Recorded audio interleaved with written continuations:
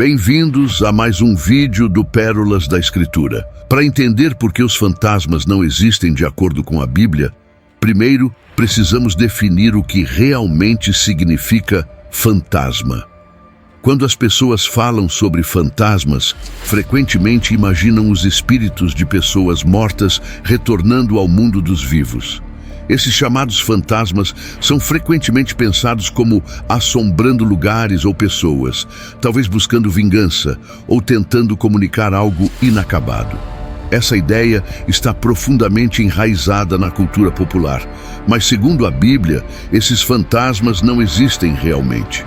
Mas, se isso é verdade, de onde vem a ideia de que fantasmas existem e que podemos nos comunicar com nossos parentes falecidos?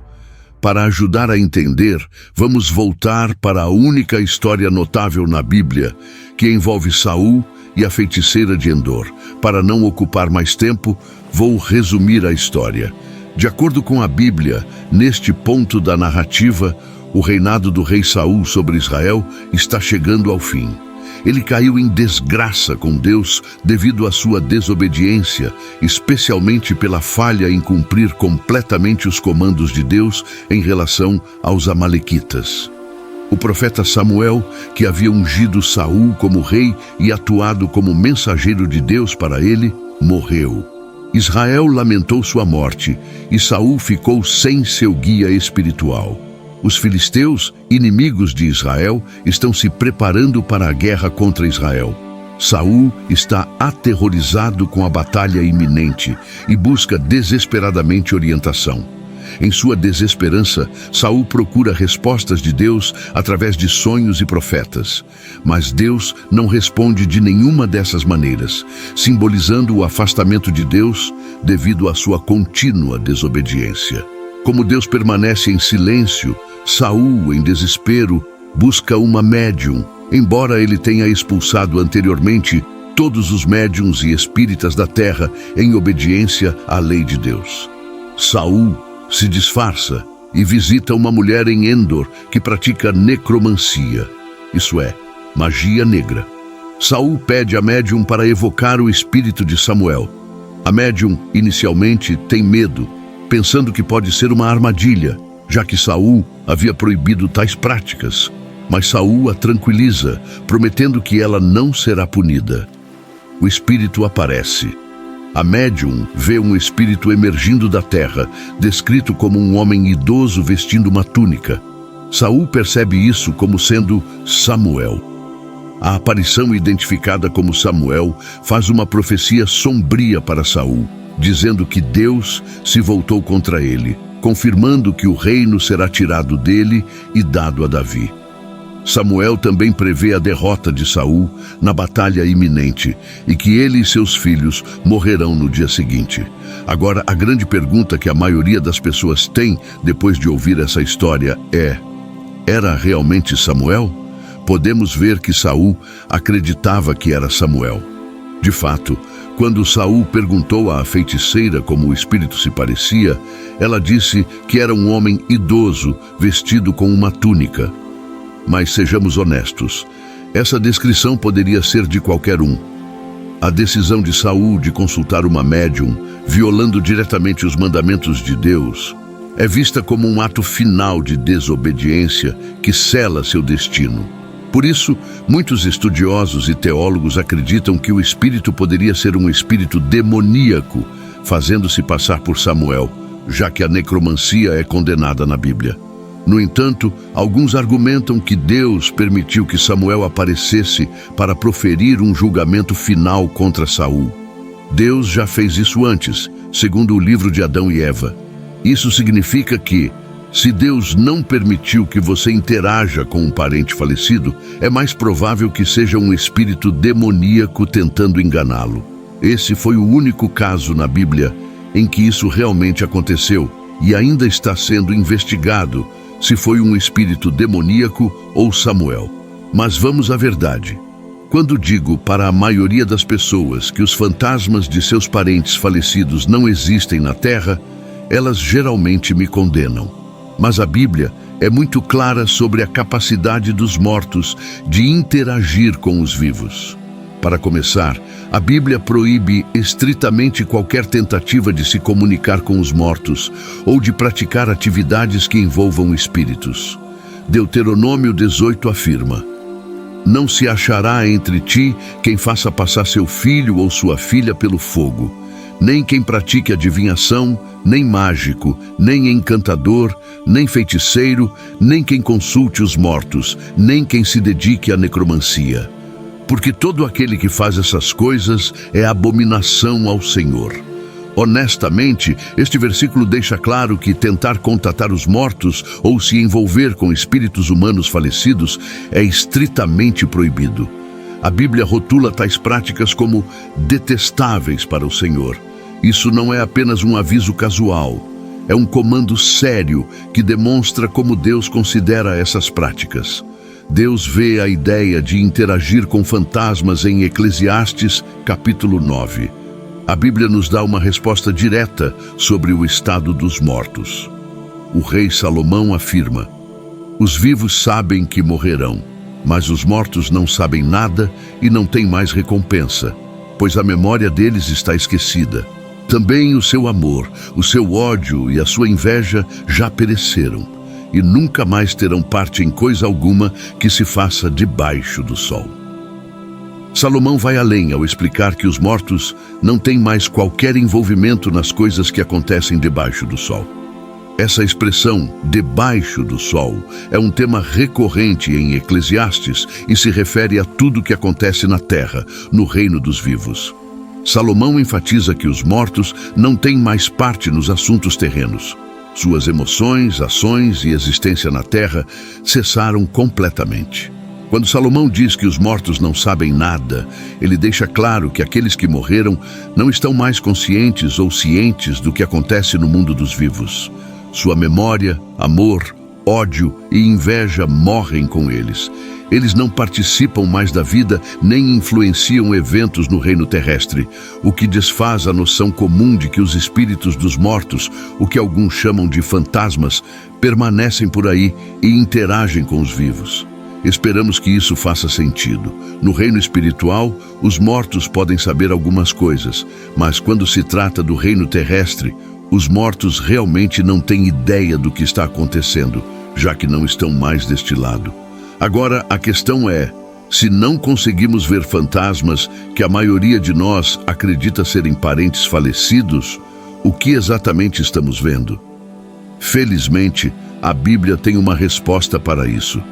A Bíblia frequentemente usa o termo espírito em vez de fantasma, e esses espíritos não são as almas de pessoas falecidas retornando para assombrar os vivos. Em vez disso, a Bíblia identifica esses espíritos como sendo anjos ou demônios, seres espirituais que interagem com o mundo físico de várias maneiras. Vamos começar entendendo que na Bíblia, os espíritos podem se encaixar em duas categorias amplas. 1. Anjos. Esses são os mensageiros e servos de Deus enviados para proteger, guiar e entregar suas mensagens aos humanos. Às vezes, a Bíblia descreve encontros com esses anjos como encontros com espíritos ou o que as pessoas podem pensar como fantasmas. De fato, no livro de Hebreus, Paulo descreve os anjos como espíritos ministrantes. Ele afirma: não são todos eles espíritos ministrantes enviados para servir em favor daqueles que hão de herdar a salvação? O rei Davi também descreve os anjos como espíritos quando diz que Deus estabelece as vigas de suas câmaras superiores nas águas, faz das nuvens seu carro, anda nas asas do vento, faz dos seus anjos espíritos e dos seus ministros uma chama de fogo. Esse versículo destaca que Deus faz de seus anjos espíritos, enfatizando sua natureza espiritual, e seus ministros como chamas de fogo, simbolizando seu poder e pureza. Um exemplo convincente de um anjo interagindo com um humano é o anjo Gabriel, que foi enviado por Deus a uma jovem virgem chamada Maria, na cidade de Nazaré. Gabriel anunciou a Maria que ela havia sido escolhida para conceber e dar à luz a Jesus, o Filho de Deus. Não temas, Maria, pois encontraste graça diante de Deus.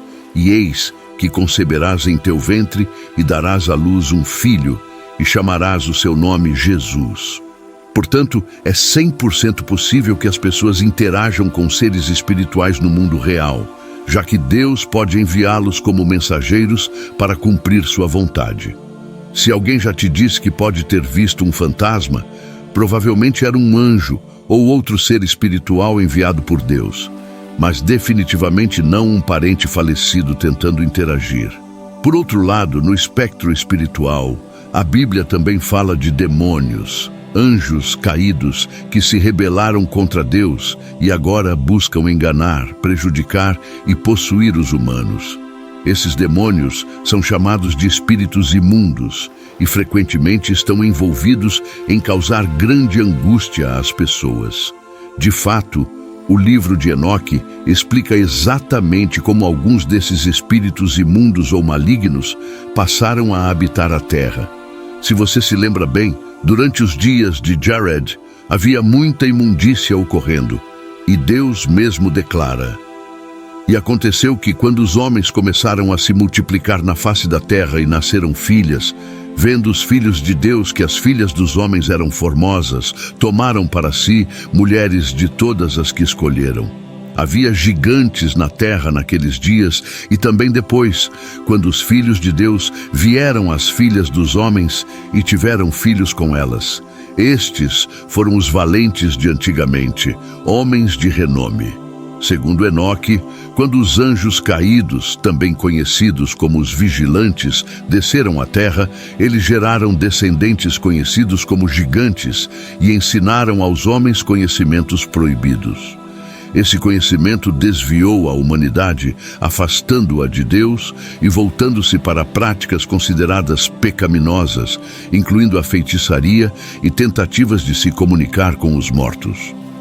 Um dos líderes desses anjos caídos, Semjaza, especificamente ensinou à humanidade a arte dos encantamentos e cortes de raízes.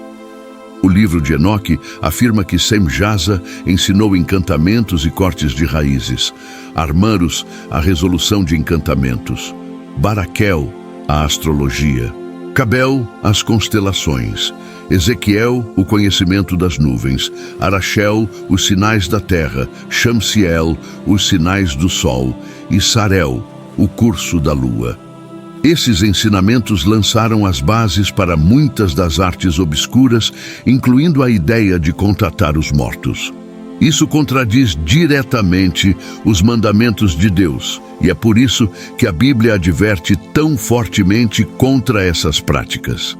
A ideia de falar com parentes falecidos provavelmente vem dessas influências antigas, que tinham o intuito de desviar as pessoas de Deus e em direção a práticas espirituais perigosas. De fato, depois que os vigilantes ensinaram à humanidade conhecimentos proibidos, geraram muitos descendentes conhecidos como gigantes. E Deus claramente não gostou do que os anjos caídos estavam fazendo, e os humanos estavam morrendo aos montes devido aos gigantes. Então, antes do dilúvio, os vigilantes pediram a Enoque que falasse com Deus em seu nome, já que eles mesmos não conseguiam alcançar Deus. Deus amaldiçoou os anjos caídos em sua geração. Preste atenção, porque Deus disse a Enoque para informar aos vigilantes: "Os gigantes que nasceram de espírito e de carne serão chamados na terra de espíritos malignos, e na terra será a sua habitação. Espíritos malignos procederão da sua carne, porque foram criados de cima. Dos santos vigilantes foi o seu começo e fundação primordial. Espíritos malignos serão sobre a terra, e os espíritos dos ímpios serão chamados. A habitação dos espíritos do céu será no céu, mas na terra será a habitação dos espíritos terrestres que nasceram na terra.